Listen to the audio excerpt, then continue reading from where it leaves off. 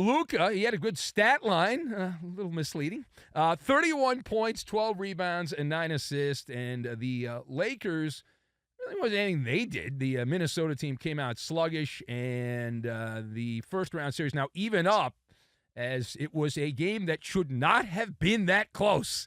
And Minnesota played one of their worst games, and yet they still ended up only losing by 9 points in this game, in Game 2. LeBron, a non-impressive 21 points. Austin Reeves had 16 for the Lakers, who won a chippy game here in Game 2. So let us discuss the question: how do you explain the juxtaposition for the Timberwolves between Game 1 and Game number 2? So I've got lowercase, Wheel of Fortune, and the Ruminators.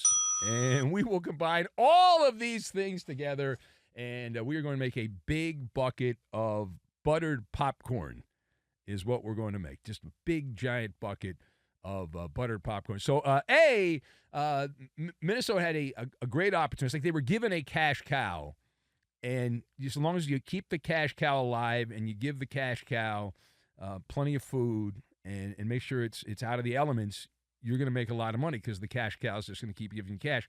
And they got the cash cow, and they took it right to the butcher shop. They said, here, let's drop it off right at the butcher shop, and we'll make some ground beef out of the cow. We're going to take the cow, the cash cow, and we're going to just drop it off right there at the butcher, and that's what they did here. Maybe they were stuck in traffic. Maybe that was it, the rush hour traffic there, gridlock and whatnot. It was a very messy first quarter for Minnesota, and I think for most NBA fans it was disappointing. I don't know, anyone wants the Lakers to win. Minnesota really the people's team in this series here. But Anthony Edwards, who was fined $50,000, but yet in this game, for comments he made that were recorded on a grainy cell phone, but Anthony Edwards did not play with that big D energy. This was more lowercase d from Anthony Edwards in the beginning of the game. And he was, the word I will use is bedraggled at the start of the game, mostly on the defensive side. It wasn't just him, but he's the $200 million player. He likes to tell you about that. He loves to tell you how big his Johnson is, and yet he went out there and was very small early in the game, and it was a matador performance early on. Ole, ole, ole, ole. A matador defense had a minus 19 while he was on the court in the first quarter. Now, I didn't play in the NBA.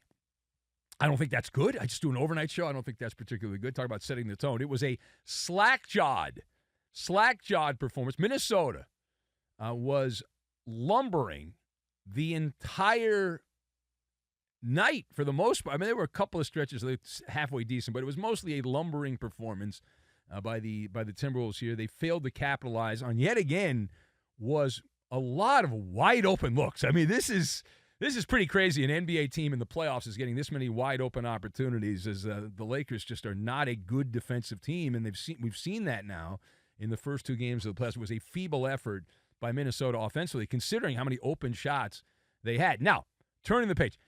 A number of you have pointed out to me via social media and email, you've said it's all over now. The Lakers have turned things on. So have Hookah Luka's Lakers flipped the switch? Have they flipped the switch now? They won Game 2 at home and all that. And so when you do a cross-benefit analysis and you look at everything here, I'm going to use the Wheel of Fortune, and I have an N. Can I buy an O?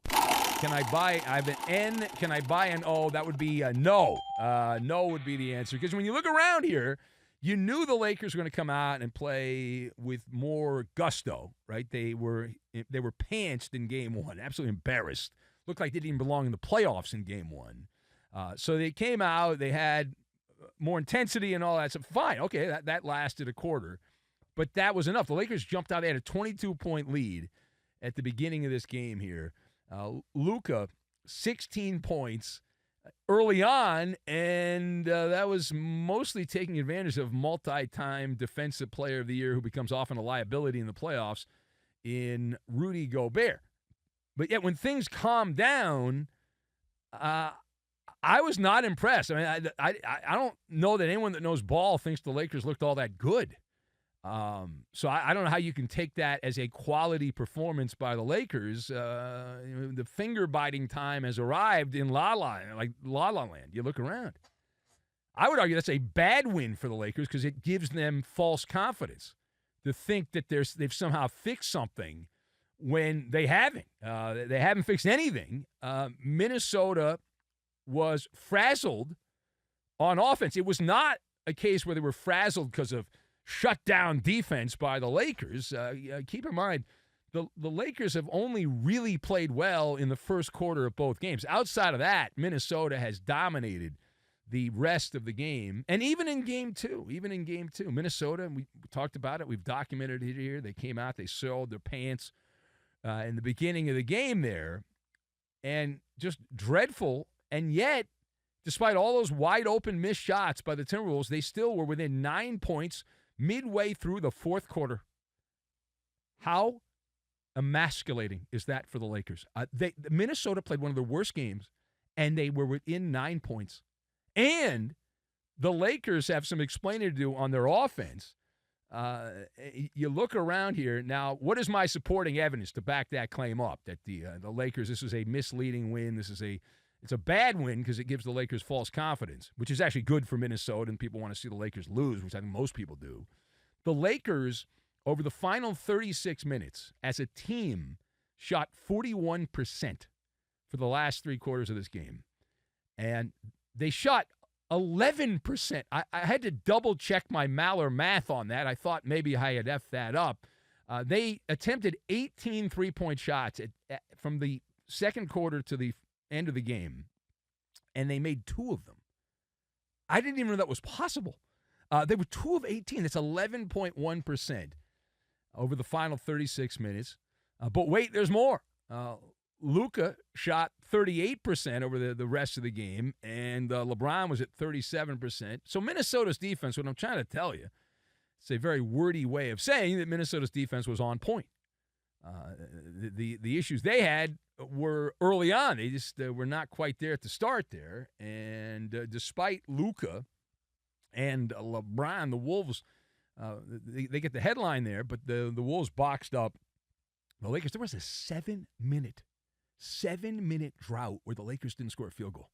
7 minutes.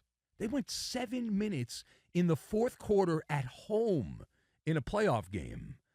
Holy crap, they blow. 7 minutes at home against Minnesota without scoring a field goal. And I know you're not supposed to say this part because, it's protected interest and all that. Anyone else think LeBron James is cooked? LeBron, through 2 games of this series, right now, in this moment, looks absolutely old man LeBron. He's taken now 37 shots in the first 2 games to score 40 points. 37 shots to score 40 points. That's LeBron? That's old man LeBron. Well, I guess he's got to get some of that good stuff. You know what I'm saying? I mean, he got whatever magic pixie dust LeBron can get his hands on. That ain't going to get it done. That is not going to get it done. 37 shots for 40 points. The Lakers are not winning this series if that is how this is going to go. They're doomed. It's over. All right, now, last word. So what do you expect? Looking at this, again, wide-angle lens here, what do you expect going forward? As we're 1-1, it's a best-of-5 series. Minnesota has home court advantage now. And so they'll go back to the Twin Cities in a couple days, and this series will continue. And the Wolves, as long as they just win at home, they'll win the series and advance to the second round of the playoffs. So here's what I expect. I expect the extended dance remix is what I expect. We do know that the league would like the Lakers to win. Television would like the Lakers to win because there's a lot of dumb people that like the Lakers and low-information fans. So they want the Lakers to win, and so if it's going to be called fair, everything is on the up and up. Minnesota should win. Do I think that's going to happen? I'd be surprised. And it also comes down to the rather manic behavior of the Timberwolves here. It's like the Ruminators tune, Mr. Bubbles, because the Minnesota Timberwolves are not in the bubble of trust. They are the more talented team from top to bottom than the Lakers. Most people would agree with that. LeBron's old. Luka doesn't play defense. So they've got more talent, but you don't trust them. You don't trust them to perform there. They're a bipolar team. There's extreme highs, extreme lows. But the fact that they've been able to completely lock down the Lakers and hold them to 95 and 94 points on their own court, through the first two games. And we know that, generally speaking, the role players perform much better when they are at home. So that bodes well for Minnesota. Guys like, Naz Reid actually played well, and some of these other guys did play well in game one, but did not play well in game two. And Dante DiVincenzo, also another guy you circle there. So going back to Minnesota, those guys should all play better at home. And you got LeBron looking old. Lakers really only playing well one quarter each game. This is looking pretty good for Minnesota. They've already done what they wanted to do, which was steal one game in L.A. Now they just have to win the games at home.